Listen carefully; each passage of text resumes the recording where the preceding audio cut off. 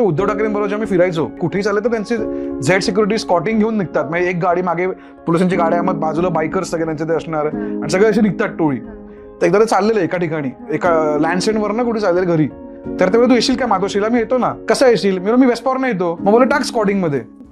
तर इमॅजिन करा, मेन लाल बत्तीची गाडी, त्याच्या मागे एक वेस्पा, त्याच्या मागे साहेबांची गाडी, त्याच्या मागे पोलिसांची गाडी आणि बाजूला बायकर आणि पोलीस आणि सगळे सिग्नल सोडतात आम्हाला आणि मी वेस्पावर चाललोय. लोक मला बघतो की हा कोण आहे, ह्याला का सिक्युरिटी आहे?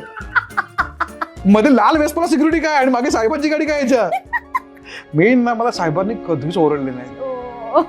ते ऑलवेज प्रेम करायच्या गोष्टीवरती की मी असा आहे आणि त्यांच्यावर वागतो असं. त्यांना पण मजा वाटायची की हा टाइमपास पोरगा आहे. कोणाला खोटं वाटेल की मला उद्धव ठाकरेंनी गोष्ट शिकवली आहे. जिथे मी पाणी प्यायचो ना मीटिंगला, तर मला साहेब बघ हे मला साहेबांनी शिकवलंय.